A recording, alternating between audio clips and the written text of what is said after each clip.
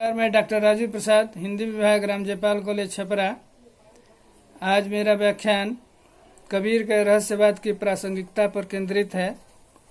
जैसा कि आप जानते हैं, रहस्यवाद दो शब्दों से बना है, रहस्य और वाद। रहस्य का अर्थ है छिपा हुआ, पर्दे में, गुह्य, अंधेरे में, अज्ञात इत्यादि। इसी छिपे तथ्य की मीमांसा रहस्यवाद है।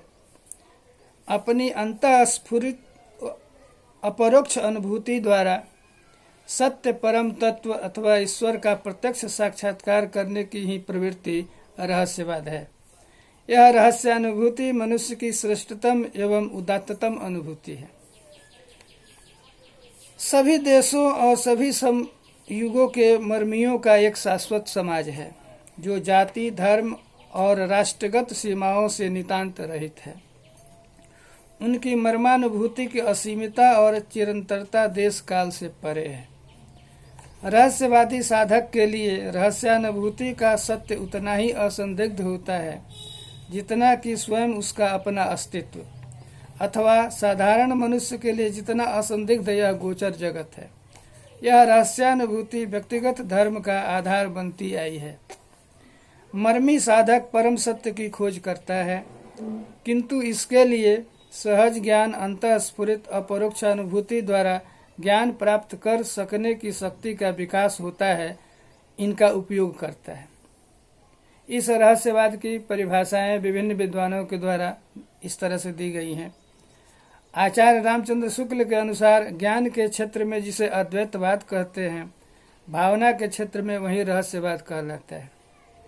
छायावादी कवि जयशंकर प्रसाद के अनुसार काव्य में आत्मा की संकल्पनात्मक मूल अनुभूति की मुख्य धारा रहस्यवाद है। डॉक्टर गोविंद त्रिगुणायत के शब्दों में, जब साधक भावना के सहारे आध्यात्मिक सत्ता की रहस्य अनुभूतियों को वाणी के द्वारा शब्दमय चित्रों से सजा कर रखने लगता है, तभी साहित्य में रहस्यवाद की सृष्टि होती है। और डॉक्टर परशुराम चतुर्वेदी के अनुसार रहस्यवाद शब्द काव्य की एक धारा विशेष को सूचित करता है। वह प्रधानतः उसमें लक्षित होने वाली उन सभी अभिव्यक्ति की ओर संकेत करता है जो विश्वास भक्त सत्ता की प्रत्यक्ष गंभीर एवं तीव्रानुभूति के साथ संबंध रखती है। इस अनुभूति का वास्तविक आधार अंतर हृदय हुआ करता है, जो वैयक्तिक चेतना का मूल स्रोत है, और इसमें अहम एवं इदम की भावना का क्रमशः लोप हो जाता है। दार्शनिक पक्ष रहस्यवाद का इस प्रकार है। दार्शनिक दृष्टि से रहस्यवाद बहुत व्यापक है। रहस्यवादी साधकों के अंतर्गत निर्गुण ब्रह्मवादी उपनिषदों के ऋषि लाओत्जे, प्लूटोनिस, शंकर, एकहार्ट, ईसा, वैष्णव, मुसलमान संत एवं जैन साधकों का कुछ अंश सभी आते हैं।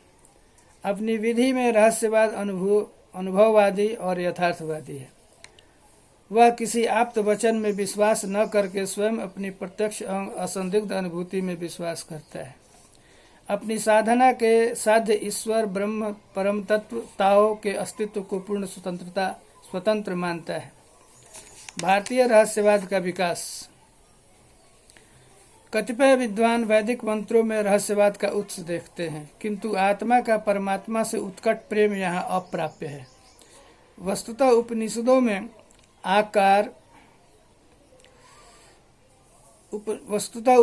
में आकर अद्वैतवाद के प्रतिपादन से रहस्यवादी परंपरा का आरंभ होता है।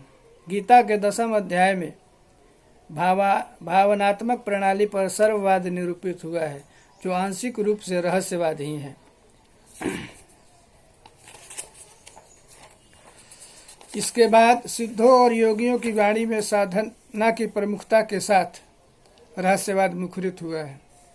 प्रेम की मधुर भावना के साथ निर्गुण ज्ञान मार्गी संत कबीर ने जिस रहस्यवाद को प्रस्तुत किया, वह अप्रतिम है, और यही मेरा आज का विवेच्य विषय भी है, कबीर का रहस्यवाद।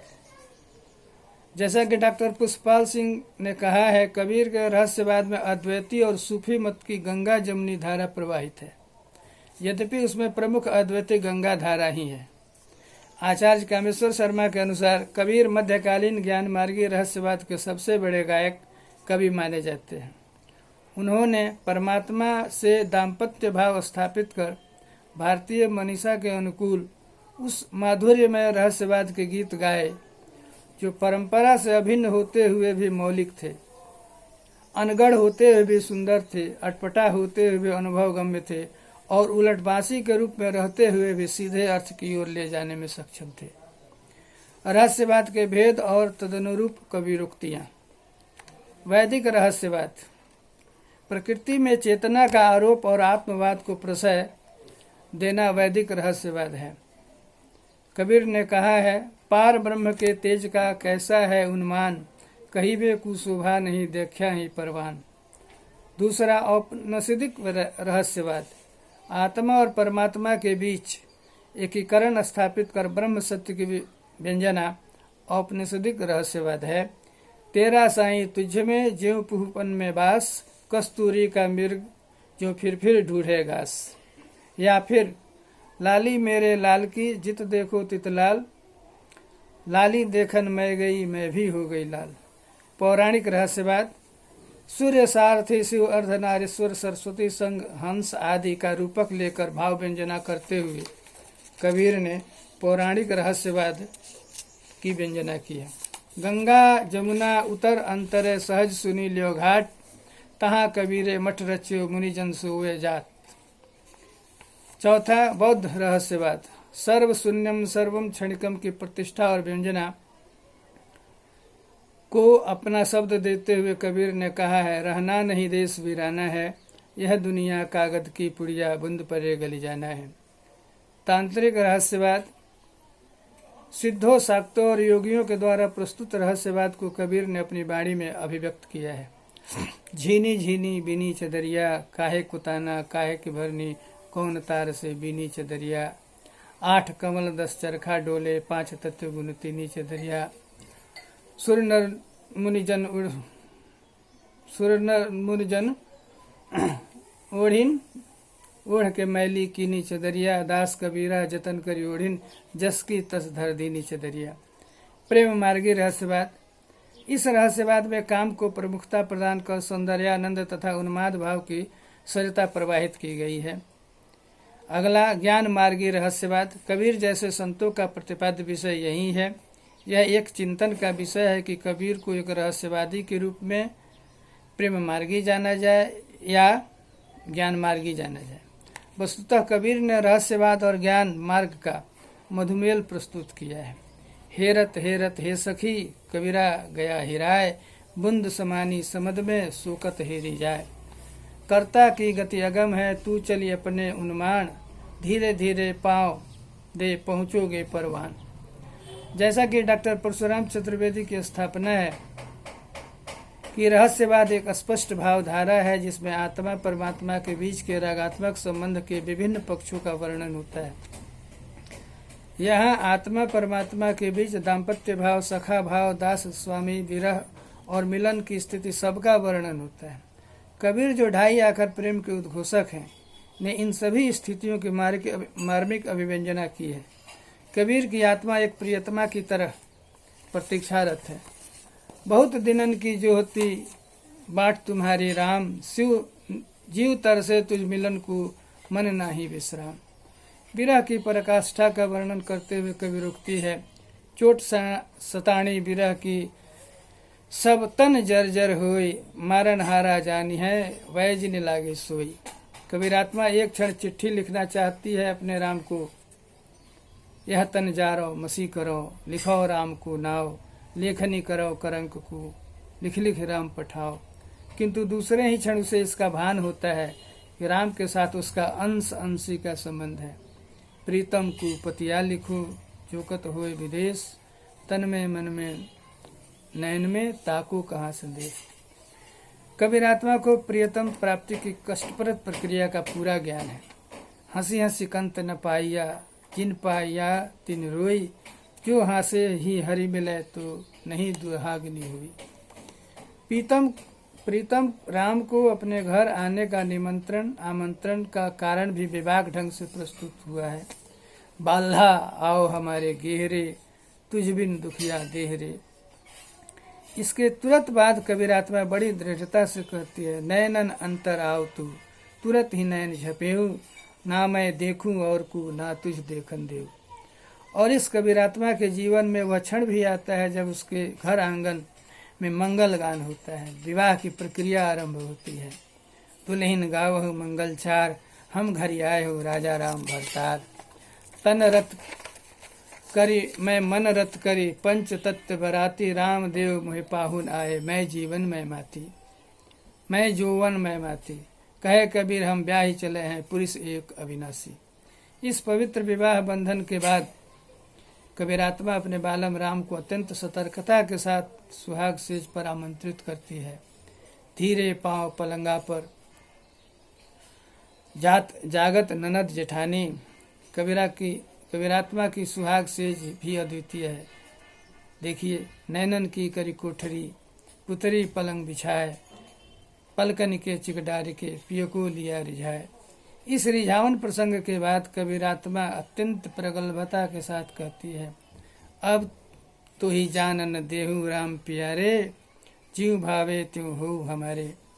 क्योंकि बहुत दिनन के बिछरे प्रीतम पाए, भाग बड़े घर बैठे है। चरणन लागी करो बरियारी, प्रेम प्रीति राखो उरझाई। रत मंदिर रहो नित चोखे, इत मंदिर रहो नित चोखे, कहे कबीर परहु मत धोखे। कबीर का यह प्रेम मूलक रहस्यवाद विरह वर्णन के ब्याज से गहनता को प्राप्त होता है, जब वो कहते हैं कि तलफय बिन बालम मोरजिया, दिन नहीं चैन रात नहीं निंदिया, तलफ तलफ के भूर किया। सत्य परिणीता कहने भर को नैहर में रहती है, उसका मन सतत अपने प्रीतम में लगा हुआ है। जल में बसे कमोदनी, चंदा बसे आकाश, जो जाही को भावता सोता ही के पास। विरह की दूसरा स्थिति में वह बेबाक ढंग से कह उठती है, नैहरवा हमका नहीं भावे। साई की नगरी परम अति सुंदर, जहाँ कोई जाई न आवे, नैहरवा हमका नहीं भावे। आचार्य कामेश्वर शर्मा के शब्दों में कबीर का रहस्यवाद साधनात्मक से अधिक भावात्मक है। कबीर के इस रहस्यवाद में संयोग की मस्ती, मादकता तथा विरह की मचलन तलफन दोनों का समावेश है। आत्मा अभिसारिका बनकर चुनरी पहनकर आंचल में दीप लेकर परमात्मा को ढूंढने निकलती है।